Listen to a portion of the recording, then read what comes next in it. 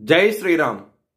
2025 ఢిల్లీ ఎలక్షన్స్లో బీజేపీ గెలుస్తుందని చెప్పడం జరిగింది.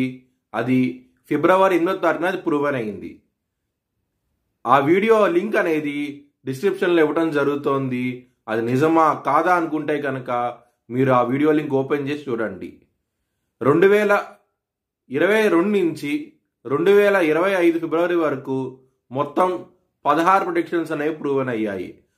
దానికి సంబంధించిన వీడియో లింక్స్ అనేవి కింద డిస్క్రిప్షన్లో ఇవ్వడం జరుగుతోంది. కన్యారాశికి అధిపతి బుధుడు. కన్యారాశిలో ఉత్తర 2, 3, 4 పాదాలు, హస్త 4 పాదాలు, చిత్త 1, 2 పాదాలు ఉంటాయి.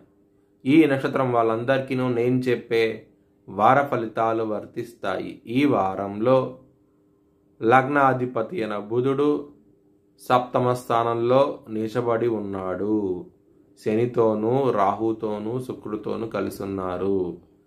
మ్యారేజ్ పరంగా ఇబ్బందులు ఉంటాయి, గొడవలు అధికంగా ఉంటాయి. ముఖ్యంగా మూడో వ్యక్తి మూలంగా ఇబ్బందులు ఉంటాయి. జాగ్రత్తగా ఉండండి. అష్టమాధిపతి అయిన కుజుడు నీచబడి ఉన్నారు. హెల్త్ పరంగా ఇబ్బందులు ఉంటాయి. ముఖ్యంగా బీపీకి సంబంధించిన విషయాల్లో ఇబ్బందికరంగా ఉండబోతోంది. జాగ్రత్తగా ఉండండి.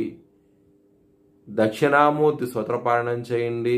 ఈ వారమంతాను మీకు చాలా చాలా మంచి ఫలితాలంటూ ఉంటాయి.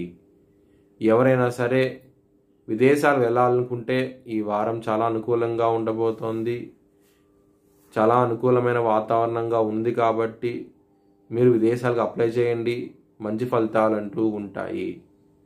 కెరియర్ పరంగా కొంచెం జాగ్రత్తగా ఉండండి. జాబ్ చేంజ్ అవ్వకండి. ఇబ్బంది పడే అవకాశాలు ఎక్కువగా ఉన్నాయి. పాలిటిక్స్ అనేవి మీ మీద ప్లే అవబోతున్నాయి. మీ కెరియర్ పరంగా జాగ్రత్త అంటూ ఎక్కువ తీసుకోండి. శని భగవానుడు సప్తమ స్థానంలో ఉన్నారు కాబట్టి మీరు శనికి తైలాభిషేకం చేయించండి. మంచి ఫలితాలంటూ ఉంటాయి. ఈ శనివారం రోజున ఎవరైనా సరే లవ్ ప్రపోజ్ చేయాలనుకుంటే కనుక మీ లవర్కి ప్రపోజ్ చేయకండి. ఇబ్బందికరంగా ఉండబోతోంది ఈ వారం అనేది. బిజినెస్ పరంగా మాత్రం పెట్టుబడిని తగ్గించి పెట్టుకోండి. ఇబ్బంది పడే అవకాశాలు ఎక్కువగా ఉన్నాయి.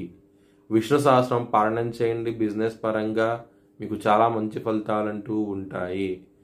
బిజినెస్లో మిమ్మల్ని మోసం చేసే అవకాశాలు చాలా ఎక్కువగా ఉన్నాయి. కొంచెం జాగ్రత్తగా ఉండండి. మీ భవిష్యత్తు వివరాల కోసమై హెచ్ఎల్ఎన్ జ్యోతిష్యాలయాన్ని సంప్రదించండి.